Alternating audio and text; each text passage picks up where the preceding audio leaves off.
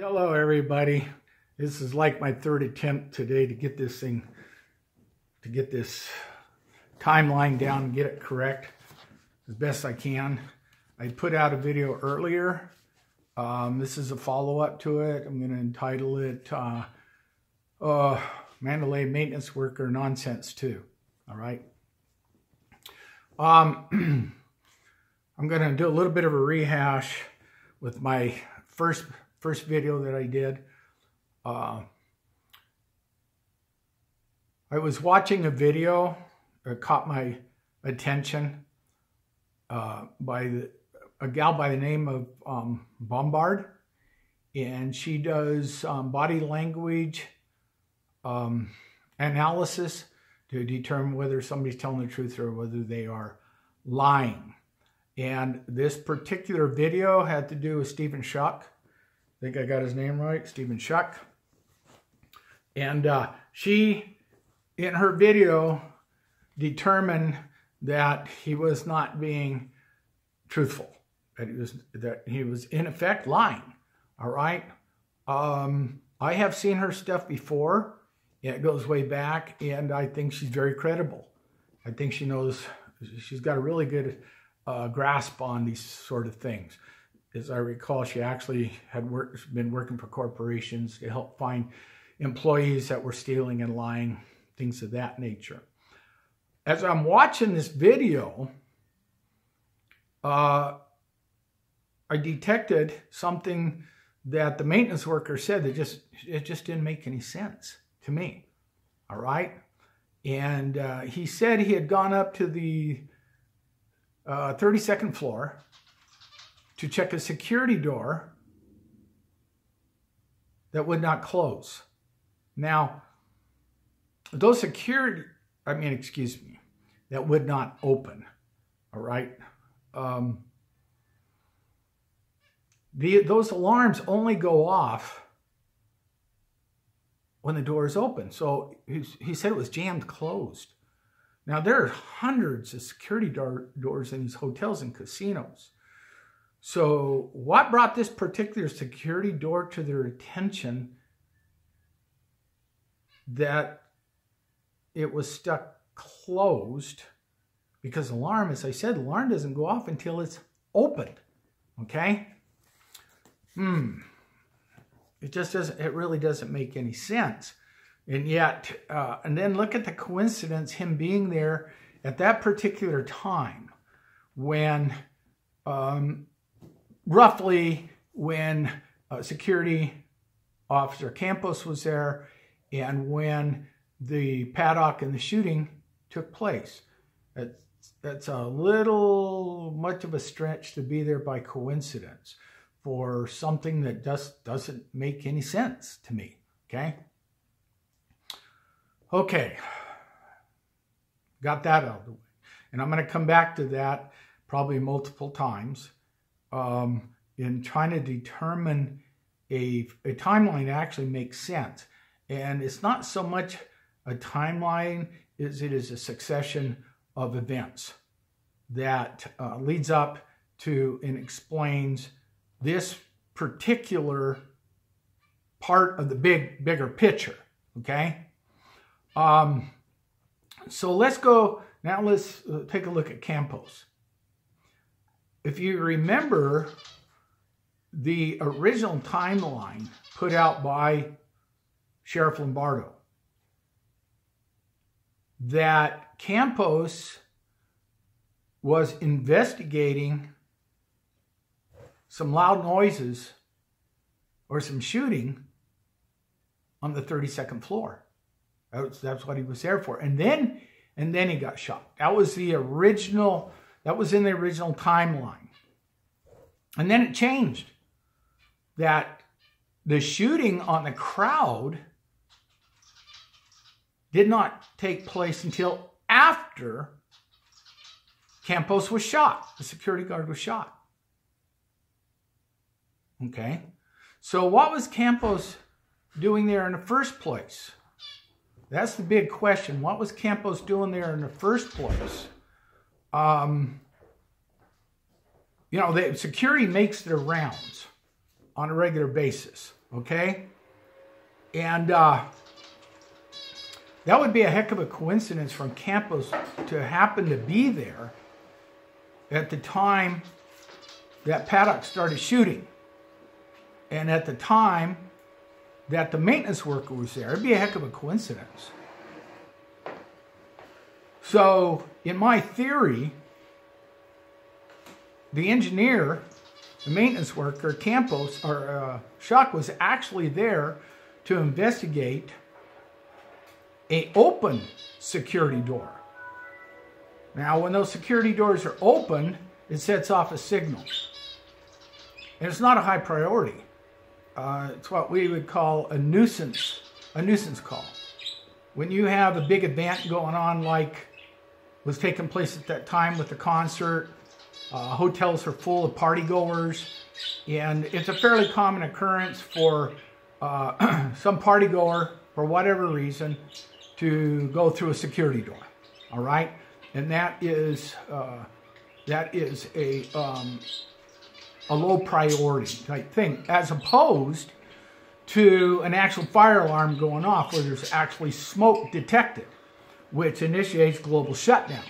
All right, and in that process of global shutdown, fans are shut off, fire department's called, police department's called, and it's really quite a big deal if fire or smoke is detected. So that's a far cry from a nuisance call when a security door happens to get open. However, it has to be addressed. So I imagine and speculate that dispatch told Campos, in your rounds, check out this security door. That's my theory. Now, okay, so I'm going to fast forward to what I believe actually took place. We know, everybody knows, that Paddock had to have inside help. All right, whether it be carrying up the guns, whether it be carrying up the ammunition, whether it be actually shooting the firearms, he had inside help. We know that there were shooters on the ground. We know that there was triangulation of shooters towards the crowd. So this was a very well orchestrated and planned out event that Paddock was a part of. If indeed it was even Paddock, that's still somewhat of a mystery right there. So the way my theory works is at some point in time, Paddock had actually gone into that room and I believe was working for the FBI, and they were pulling off a sting, a Fast and Furious sting. And somehow the jihadist, ISIS, who has made claim, they have actually taken credit for this, caught wind of it. Whether they were told or they just figured it out themselves, which, you know, I don't think would, if it was an FBI thing, I really don't think it'd be that hard to figure out. But then it would have been just as easy to tell for somebody to tell them this was taking place also. And they determined that they were going to, you know, just broaden the scope of this whole thing and make a terrorist attack out of it. So here they come up through the stairwell. They take the stairs. Now, we know from what Lombardo said, they have evidence that there was a planned escape, okay? So they come up the stairwell, they get up to the 32nd floor, the door is open for them, setting off an alarm. Now, from that point on, they have an indefinite amount of time to go into that room and do whatever they're going to do. Because remember, it's a low priority issue. You got security making their rounds. He probably was told when you get a chance, just go in there and check that security door, see what's going on.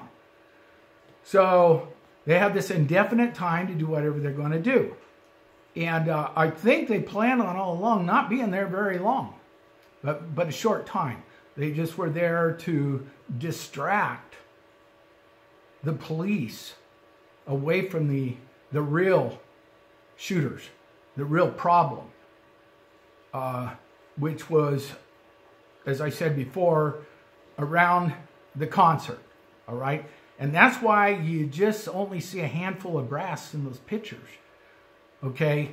We heard over 1,000 rounds. So where's all the brass? Well, it's certainly not in that room, okay? So now, where was the maintenance worker all this time? Okay, he supposedly got there first, all right, and was checking out this door. So where did he go? Well, we know he was there because Campos called him over after he was wounded and told him, you know, gave him a warning to be careful, that there were shooters. But here's the problem with that whole thing. That shooting, by that time, had been going on. They started shooting at a crowd right after they shot Campos. So where was the maintenance worker all this time? Was he actually in the room with the perpetrators? Now, remember, there was cameras that were set out. There was holes drilled in the walls where little cameras were poked through so they could watch the hallway. So they could watch the hallway for law enforcement, so they could watch the hallway for security. And I think that was his primary purpose, not so much to watch the hallway for other patrons. So, and this is where, to me, there's another major discrepancy. So the shooting has taken place, it's been somewhat ongoing. Campos has been shot, and here comes some maintenance worker walking down the hallway, and Campos is like, hey, come over here, hide with me. There's, you know, I got shot, and there's a shooting taking place. Well, wait a minute, he was there all the time. Okay, you see how ridiculous that sounds? It makes a whole lot more sense that he actually helped. He actually helped open the door and helped the perpetrators to get set up. That makes a whole lot more sense to me.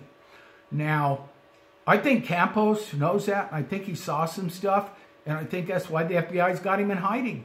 They don't want him talking to any of the news outlets. He knows too much. And that would explain why, you know, he's been ferreted away and we can't get to him.